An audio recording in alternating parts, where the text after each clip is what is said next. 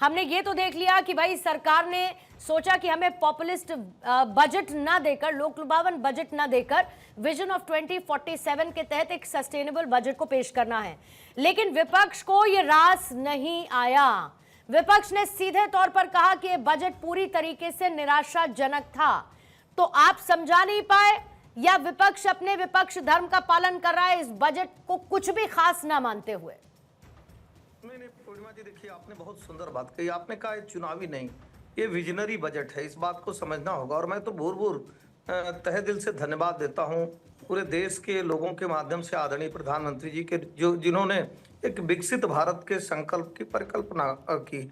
आज उसको पूरा करते हुए जिस तरह से हमारी वित्त मंत्री जी ने जो ये बजट पेश किया है, निश्चित तौर पे देश नहीं दुनिया में इसकी चर्चा हो रही है कि कैसे हर नागरिक के सपनों को पूरा करने वाला, आकांक्षाओं पर खरे उतरने वाला, भविष्य की मजबूत नींव रखने वाला बजट है। आज देखिए, गरीब की बात हो, किसान की बात हो, युवा की बात हो, महिला की बात हो, मध्यम वर्ग के लोगों की बात हो, उद्यमी की बात हो, आज सबके सशक्तिकरण के लिए कार्य हो रहा है। आपने कहा, प्रधानमंत्री जी भी बार बार कहते थे रिफॉर्म, परफॉर्म, ट्रांसफॉर्म। आज युवाओं के लिए स्किल इंडिया, डिजिटल स्किल्स, जो artificial intelligence, robotic, green technology, जिला स्तर पर बायोफार्मा, इस तरह से ऐसे बहुत सारे बृहद चीजों को जोड़ा गया जिसकी आवश्यकता थी। मुझे लगता है कि विपक्ष को पूर्णिमा जी बड़ा दिखाना चाहिए, क्योंकि ये हर बार वो कहते थे ना ये चुनावी बजट है, लेकिन जिस चीज की आवश्यकता थी, आज स्किल डेवलपमेंट पे काम हो रहा है। किस तरह से इंफ्रास्ट्रक्चर डेवलपमेंट का काम होगा। जब बहुत सारे रोजगार धंधे आएंगे तो निश्चित तौर पे अगर हम लघु उद्योग है,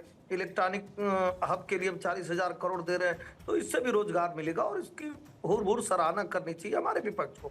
लेकिन विपक्ष चूंकि हर बात को लेके, अगर वो हमारी राष्ट्रपति महोदया अगर किसी चीज को लेके चर्चा करने जाएंगी जो एक डेकोरम है, उसका भी बाइकाट करेंगे, उसका भी विरोध करेंगे और इसका भी विरोध करेंगे। इसको भारत की जनता इसका नहीं विरोध कर रही है, स्वागत कर रही है, क्योंकि आने वाले समय की ये मांग है कि आत्मनिर्भर भारत खुद ही, चाहे वो डिफेंस सेक्टर हो, मैन्युफैक्चरिंग सेक्टर हो, एजुकेशन सेक्टर हो, सभी सेक्टरों में वो आत्मनिर्भर बने और इसकी आवश्यकता थी। जब आप देख रही हो कि पूरी दुनिया में एक स्लो मंदी का दौर चल रहा है, ऐसे दौर में भी अगर भारत एक सशक्तिकरण के साथ विकसित भारत के संकल्प को पूरा करते हुए एक मजबूत अर्थव्यवस्था बना हुआ है, तो मैं तो कह रहा हूं कि तहे दिन से धन्यवाद भारत की सरकार को, तहे दिन से धन्यवाद आदरणीय प्रधानमंत्री जी को, हमारी निर्मला सीतारमण जी को, कि इस तरह से एक विजनरी आज बजट पेश करने का उन्होंने कार्य किया। ठीक है, अजय उपाध्याय जी भी जुड़ गए हैं, कांग्रेस के प्रवक्ता।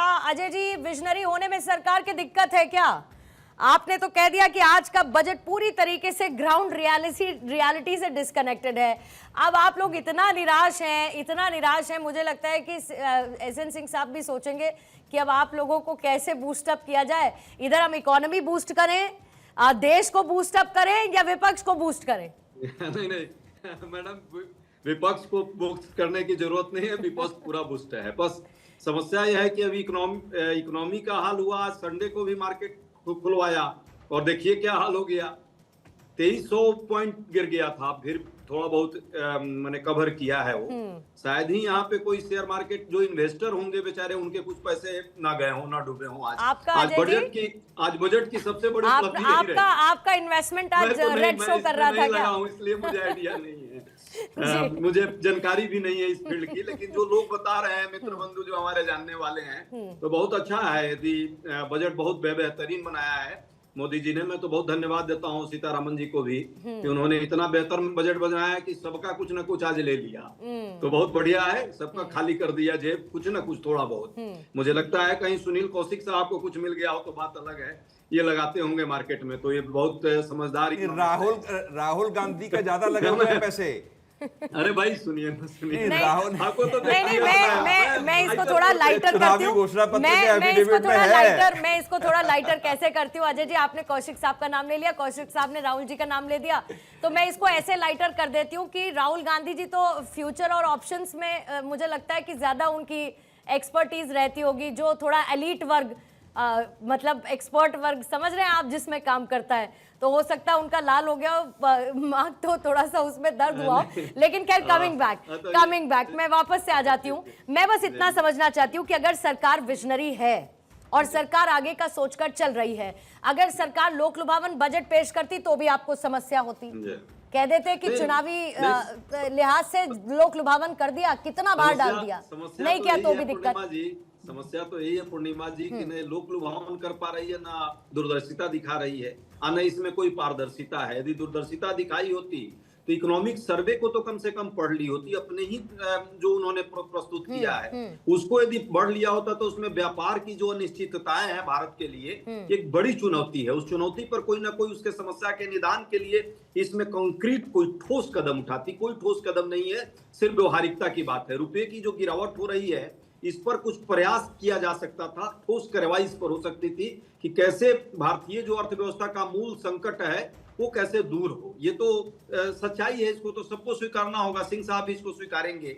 ये बजट में कर्ज का जो बोझ बढ़ा है, ऑलरेडी अंतरराष्ट्रीय स्तर पर कितना कर्ज है, अभी भी उसको बोझ को आप बढ़ा रहे हैं। तो कर्ज पर भी कोई ना कोई यदि वाकई ठोस कदम उठाती तो ये सब काम करने थे जो किए जा सकते थे। शिक्षित युवाओं को व्यापार कैसे, जो निराशा फैली हुई है उनको बेरोजगारी के संकट से कैसे निकालने, उसके लिए कोई कार्रवाई करती। वित्त आयोग की जो सिफारिशें हैं उसमें राज्य और केंद्र का जो कंट्रीब्यूशन है उस पर भी कोई कार्रवाई की जा सकती। असमानता जो बढ़ रही है समाज में, 1% लोगों के पास 40% संपत्ति, 58% लोग जो है देश का जो है 58% संपत्ति मात्र 10% लोगों के पास राज हो गया है। इसको कैसे दूर किया जाता। SC ST OBC की बात अभी सरकार कर रही थी, इसलिए मैं जरूर कहूंगा EWS के लिए भी कि कम से कम उनके लिए कोई ठोस जन कल्याणकारी योजनाएं चलाती जो कि सामाजिक सुरक्षा एक महत्वपूर्ण कल्याणकारी राज्य का कहीं ना कहीं एक संरचना का एक केंद्र होता है। तो वो भी नहीं दिख रहा है। लोक कल्याणकारी राज्य की अवधारणा में जो आम जनमानस को लाभ होना चाहिए वो भी नहीं हो रहा है, या ना दूरगामी कोई ठोस कदम है।